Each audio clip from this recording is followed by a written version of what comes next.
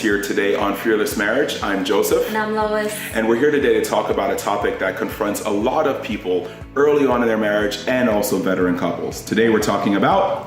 why can't women say what they need? And this might seem to be a pretty simple question, but the truth is some of the biggest problems in marriage result from simple things that just aren't addressed. Early on in our marriage, this was a real problem. And there were times I used to get really frustrated because I couldn't understand why, if Lois wanted something, she just didn't tell me. If she wanted flowers, why wouldn't you just come out and say, I want flowers, or you haven't bought me flowers in a really long time? You see, as a guy, a lot of times those kind of thoughts are our philosophy. But as I've learned over the years, women and men think very differently.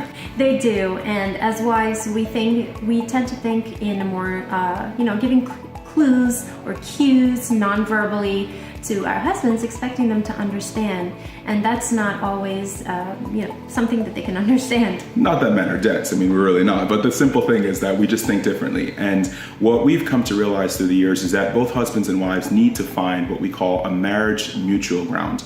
Basically a place where both parties are doing their part to ensure the other person's happiness. So for men, that basically translates to being observant. I think that a lot of times we husbands we're observant when we're driving, we're observant if we're hunting, we observe all kinds of things. And just to give a realistic example, if I'm driving my car and I notice that a vehicle two car lengths ahead of me is slowing down, well, that observation automatically makes me make adjustments to my driving. In like manner, we need to observe what our wife is doing, observe her thoughts, observe her statements, observe what she's looking at. All these things, spend time studying your wife and learning her. I like to say that the study of your wife is the greatest of all studies, and you yourself need to be the master of that. You need to learn your wife, how she thinks, what she means, etc., and use those observations to help you make logical reactions or decisions based upon what you're seeing and hearing. And everything is not on the husband, it's also on the wife. And the wife needs to learn to express things to her husband in a way that he can understand them. Perhaps he's not understanding it in the way you think he should understand it, but try something else.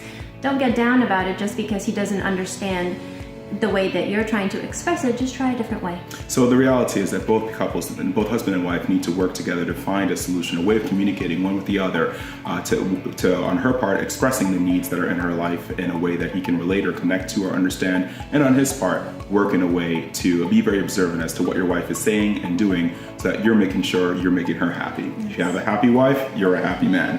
So keep those things in mind, and thank you again for joining us today. Don't forget to subscribe to our YouTube channel, Fearless Marriage. Don't forget also to like this page and share it with your friends. Thank you very much. You can do this. You can do this.